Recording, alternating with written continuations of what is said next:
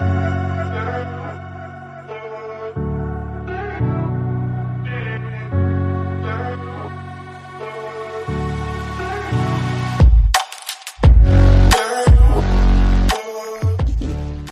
and welcome to This Week Explained, the ultimate independent geopolitical podcast that takes a deep dive into the world's current issues. I'm Tiana, and as always, I'm here with my fantastic co-host, Kervin.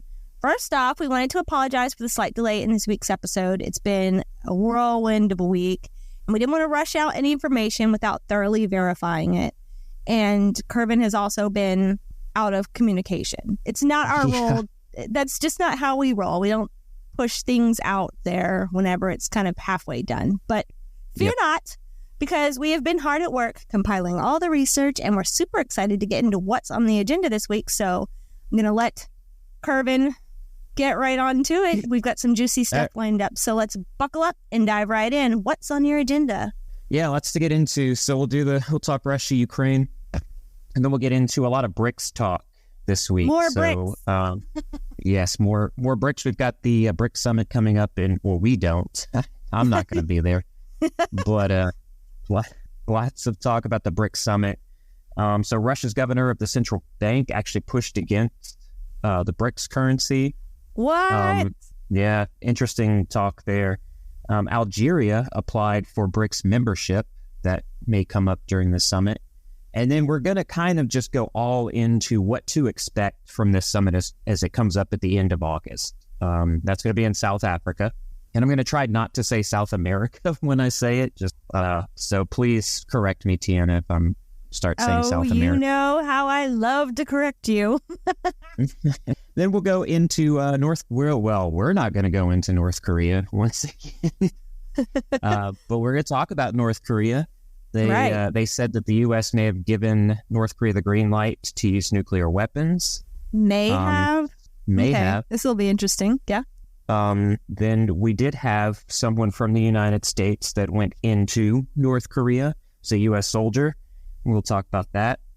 And I'd like to end this one on sort of where we're at in the relationship between China and the U.S. Well, let's get started. What is the latest in Ukraine? Yeah, let's start with the fact that there were explosives that once again damaged the Kerch Strait Bridge. That's the bridge that connects Russia with Crimea.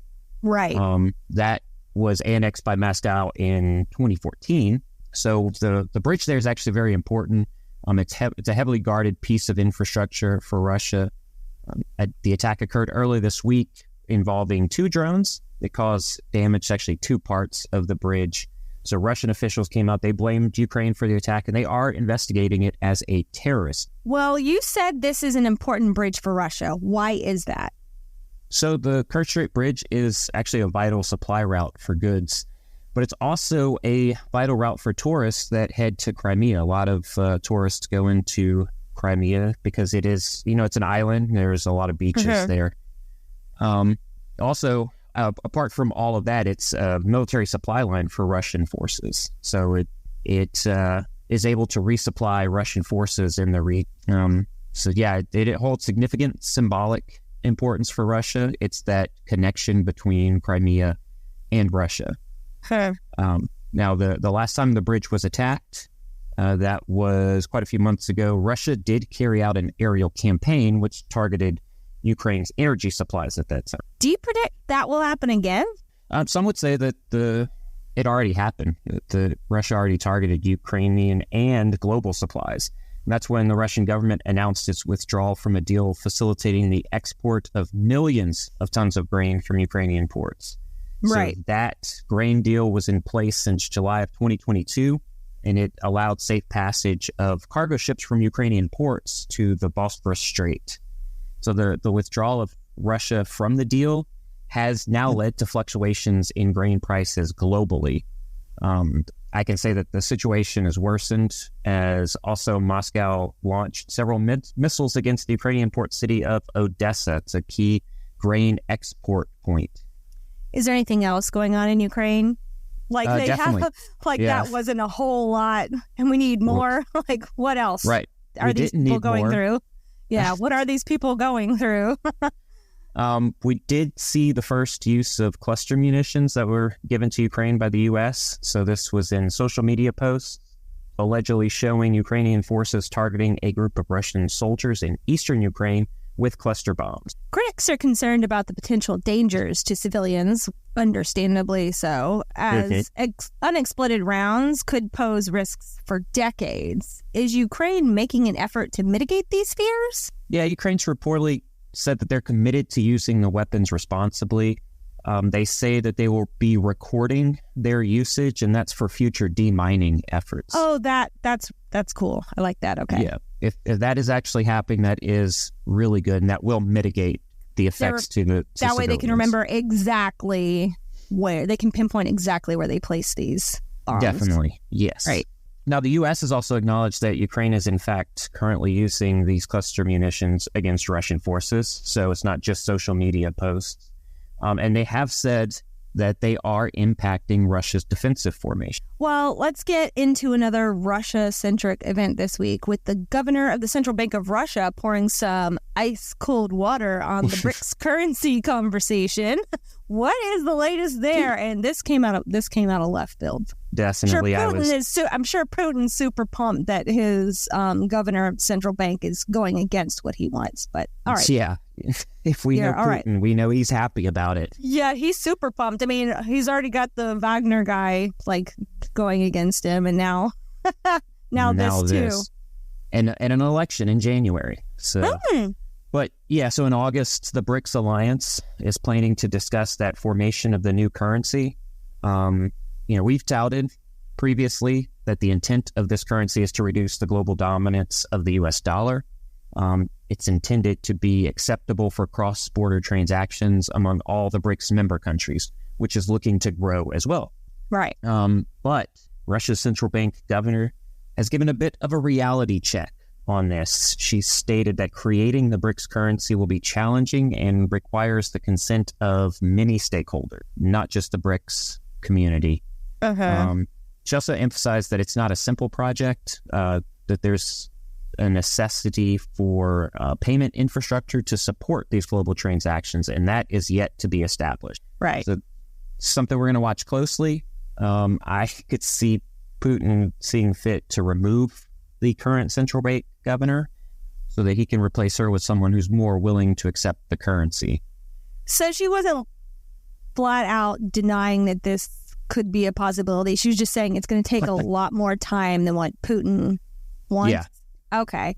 Well, I'm sure we'll talk about this for a while as the BRICS meeting is set for August. And we don't even know if Putin will attend in person and run the risk of being arrested. I highly doubt it, but Right. Let's talk about new members into BRICS. Algeria has thrown its hat into the ring. Can you give an explanation on how that affects the alliance and what they could bring to the table? Yes, as you said, Algeria did indeed apply to join the BRICS group. They also submitted a request to become a shareholder member of the BRICS Bank, which they would contribute $1.5 billion. Now, the Algerian president stated that joining BRICS would provide new economic opportunities for its country. Algeria is actually rich in oil and gas resources.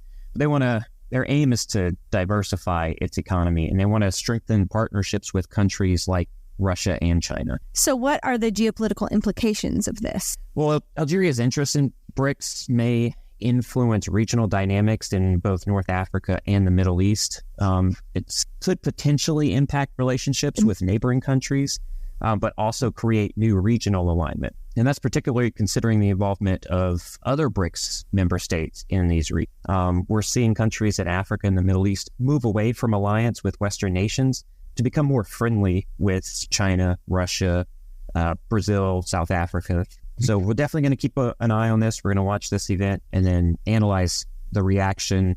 I think it's going to be important to analyze the reaction and responses from countries outside of the BRICS alliance. Okay, since we're going all in on BRICS talk, let's discuss the August meeting. Do you know what the discussions will center around, and will there be any big changes for the alliance that will come out of this meeting? Sure, yeah. During the summit, leaders are likely to discuss topics like economic growth and development, trade and investment facilitation.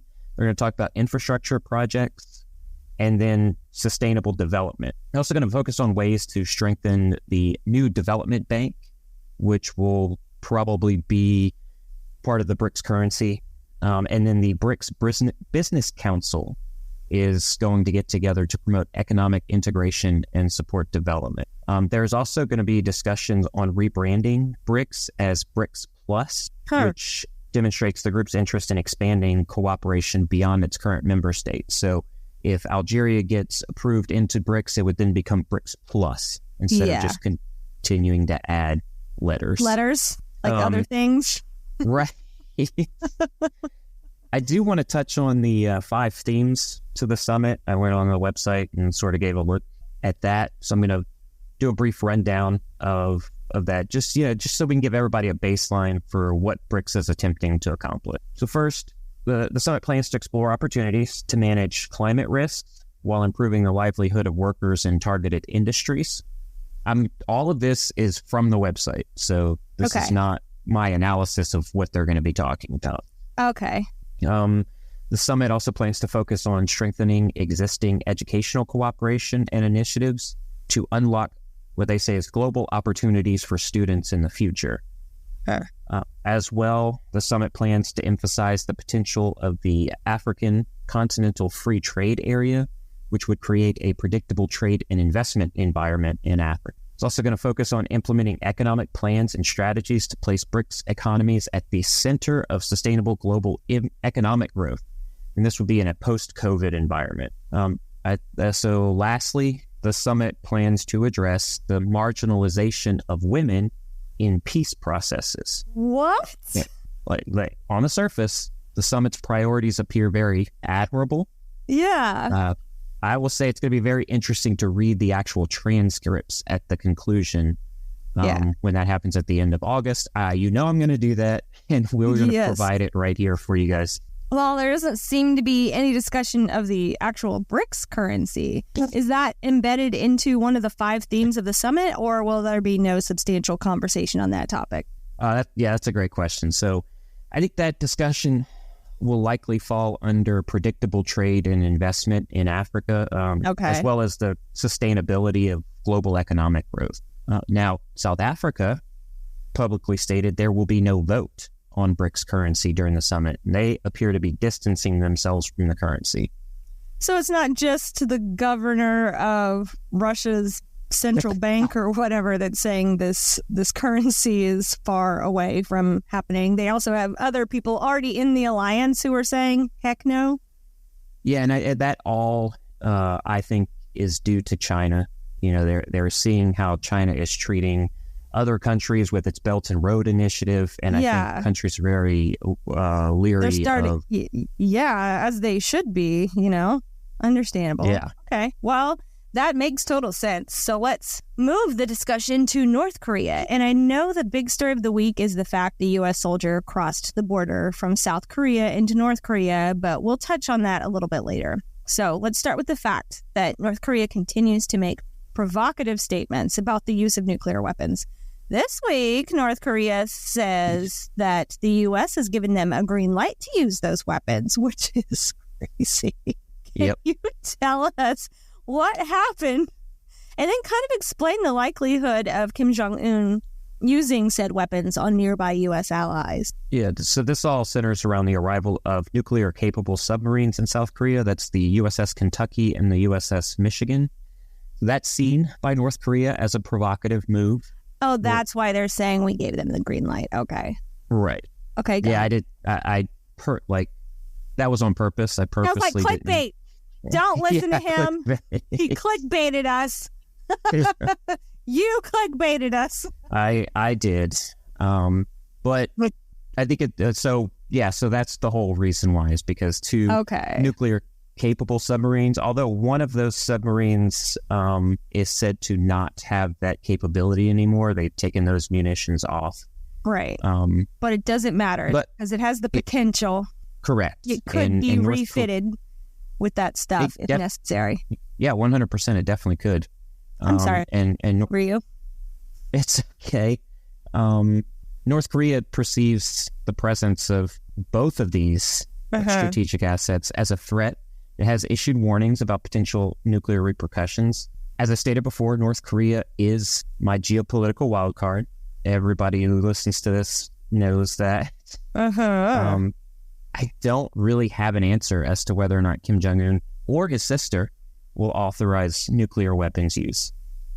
North Korea did, however, launch several ballistic missiles into the sea to the west of the South Korean peninsula. Sorry, let me say that again. Okay. Into the west of the Korean peninsula. Okay. Well, you brought up Kim Jong-un's sister. What is her role in this discussion? I know she's becoming more and more vocal. For sure. And as I've stated before, within the regime, yeah. I believe she's more worrisome. Like, I'm more worried about her than Kim Jong-un. She could even be looking to take over for her brother in the event he dies or is killed.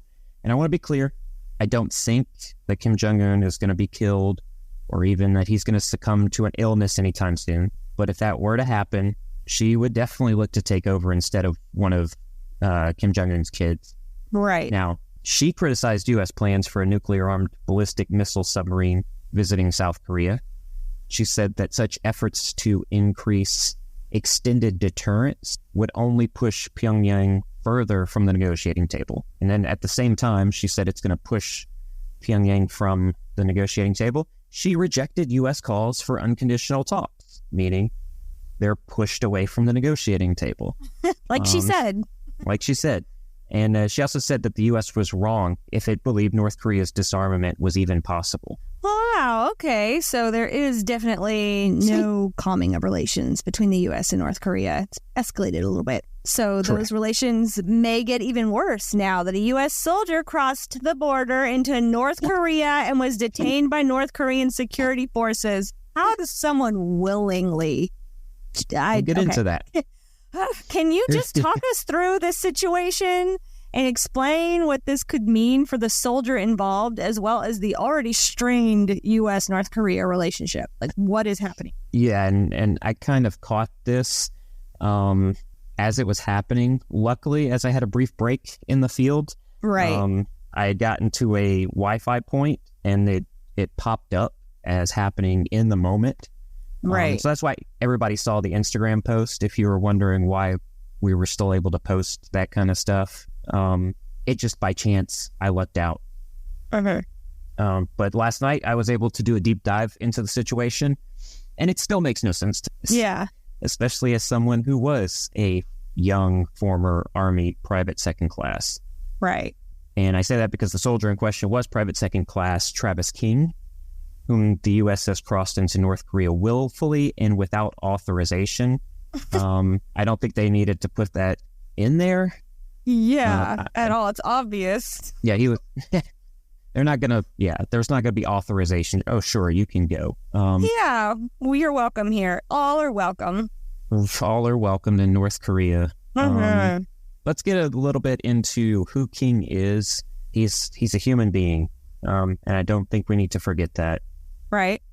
He was serving time at a military detention facility in South Korea so that was a prison within South Korea. That was because he got into a fight while he was stationed in South Korea.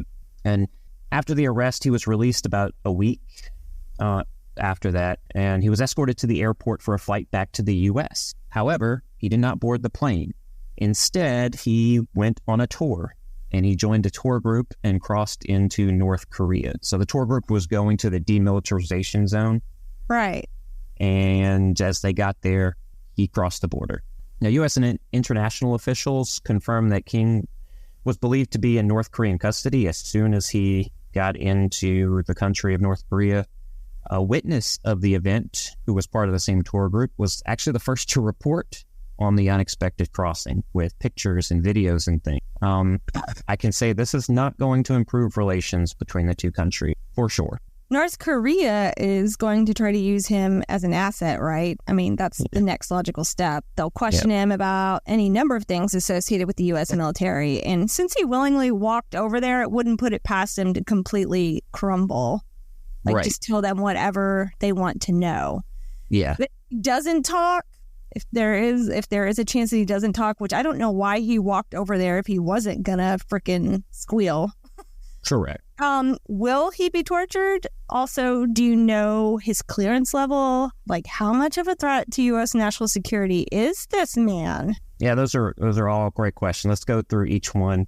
Okay. Will North Korea try to use him as an asset? Yeah, you're correct to believe that. I mean, that's the first thing that they're going to attempt to do. Right. I would agree with you. He's also very young. Very young. Private second class. He joined in 2021. Sorry. So This is wild. It is wild. So I agree with you. He probably will speak, not because I think he wants to completely defect to North Korea or he has these ambitions, but just because he's just a young kid. Right. And Right. They're going to ask him questions. And scared. Very much Obviously, scared. there had to be a level of fear coursing through him. I mean, he probably didn't want to face the repercussions for his actions in South Korea. Correct. I mean, okay, Yeah. sorry, I cut you off again. It's okay. Yeah, and we're trying to just go through all of this stuff so I get the back and forth between both of us, like Yeah. both trying to understand what's going on. Like, I just can't imagine what kind of mindset he had to have been in where he's like, North Korea would be better than going back to face the consequences of my actions. Yeah, I don't think he thought it through. I really don't. He was a young... It was a spur of the moment kind of thing. Yeah. And you took the when opportunity. Especially when you're that young and you panic like that, you're not thinking straight. And sometimes you're kind of like on autopilot. Yeah. And you just do things. You don't know why you're doing them. It just seems like a way to get out of what you're trying to avoid. Yeah, Not exactly. thinking about what'll happen once you get there, once you reach your destiny. Yeah. And so in the off chance he chooses not to speak to North Korea, he is definitely going to be tortured. There's no doubt in my mind, because they're going to want any information he may have. And it's also very likely that North Korea believes he has information that he doesn't. Yeah. And that's going to lead to even more torture. Now, due to his rank and job title, so he was a Cav Scout, a cavalry scout. Okay. He probably did not have a high-level clearance. There is no requirement for a clearance as a 19 Delta, which is the MOS for a Cav Scout. Uh-huh. But since he was stationed in South Korea, I'm just assuming that he was given at least a secret clearance. Just whenever you deploy out like that, you're usually given a clearance. You could ask Howard. Yeah, I could. Or I'll definitely reach out to Howard. I think you should reach out to Howard. And anyone else who is. Or has someone else. Right. Please fact check me on this, and then we'll bring that back up in a further conversation. Now, as far as the threat to U.S. national security, even though he may not have knowledge of high-level classified information, his crossing into North Korea can be used as a bargaining chip for North Korea. So it's possible that they use him to relieve some of the sanctions placed on that country. And also, it's a possibility that the U.S. could be asked to remove those nuclear-capable submarines from South Korea. They're not going to do that. But North Korea will ask for it. That is definitely going to happen. Yeah. Like I said, in my opinion, this was a dumb move. I'm not saying anyone is dumb. I'm saying the move itself was not well thought out. Yeah. I understand he was facing a dishonorable discharge. It would have ruined his military career. It would have probably ruined some ability. Hindered his ability to find a decent job post-military. Correctly. Yeah, that correctly. No, you're correct. Correctly, Tiana. Correctly. You speak correctly. Sometimes. I just think it pales in comparison to what he is now facing. For sure. That is within North Korea, but even if he's released in the next few days from North Korea, there is way more repercussions. Yeah, he's going to be in so much trouble. I really do. I really feel for him. I'm not here to attack him. Right. And I feel for his family as somebody who has kids. We can both kind of look at that and know that we'd be very scared. Our nephew was in... Is he still in the Army? He is. Our nephew's in the Army. He's deployed out. Somewhere. I'd be very very upset. nervous if he decided to make a decision like this. Yeah. Yeah, if he felt cornered enough to make a decision like this, that's the thing. Right. Like when you feel cornered enough, you'll wild out like this. Yeah. Definitely. He's just a young guy. He got scared. He didn't think through this whole thing. Well, I, for one, appreciate the total breakdown of this situation, and there will certainly be more to follow up with on this event as the negotiations get underway. But for now, let's move to China and talk about the current state of relations with the United States. Yeah, it was an interesting week there. A blast from the past showed up in Beijing, and that's former Secretary of State Henry Kissinger. He met with Chinese President Xi this week. Kissinger played a key diplomatic role in normalizing ties between Washington and Beijing in the 1970s. That's when he served as Secretary of State and National Security Advisor in the administrations of first President Richard Nixon and then President Gerald Ford. So President Xi, after talking with Kissinger, highlighted the significance of his visit, expressing that the Chinese people never forget their old friend, and U.S.-Chinese relations are closely linked to Kissinger's name, but both sides are at a crossroads. But both sides being the U.S. and China. Both sides need to make choices for the future of the relationship, ones that are aligned with both sides, where they can come together, not just one side or the other. Right. In researching it, I did see that Xi expressed China's willingness to discuss the right way for the two countries to get along and promote steady progress in China-U.S. relations. I want to highlight that word, right way, because that usually means the way that's most beneficial to China. That's what I'm concerned about. Right. Is in these talks, it needs to be mutually beneficial. I don't think just the U.S. side needs to win or the Chinese side needs to win. For real peace. You got to compromise. You got to get over your egos, get over your personal bottom lines, and do what's best for the people of your countries and make some compromises. And for the globe, it's not good for any country to have these talks of war and these, conflicts and stuff like that. Let's all get to the table. Let's have a discussion. Let's sit at the table that North Korea pushed away from. Right. Well, they pushed the table away. Let's pick it up and bring it somewhere else. But as of right now, tensions between the U.S. and China have been heightened over various reasons. The war in Ukraine, aggression towards Taiwan, the curbing of free trade. Now, for what it's worth, the two countries, they have attempted to reestablish communication channels, and we saw that in the high-profile diplomatic visits that included Secretary of State Antony Blinken, that recent visit we commented on a few weeks ago. But it remains to be seen whether Kissinger can actually bring some stability to this relationship. I would say I don't even know if it's beneficial to have him speaking as a pseudo-ambassador for China-U.S. relations, because he is more China-focused. Well, that explains why they're considered friends. Old friends. Friends. Emphasize old. Henry Kissinger is 100 years old. He really is? Yes. I believe he just had a birthday. Oh, my goodness. Well, that's the U.S. for you. Yeah, but I want to know what he's on, because he is still all there mentally. That is amazing. Obviously, since they thought it was a smart thing to send him over there to talk to China, he had to have all his mental faculties available, That's... I'm jealous. Jealous, yes. Well, thank you, Kervin. Is that all that you have for us this week? That's all from me. Did you have anything you wanted to add? Not really, but... Okay. Anyway, no. But thank you to our listeners for listening to this humble little independent podcast. We hope that you found it both informative and engaging. And if you have any feedback or suggestions for future episodes, please let us know. And if you would like in-depth coverage of these stories and more, follow us on Instagram at Oakhorn Analytics. Tiana, thank you so much. And until next week, stay safe out there.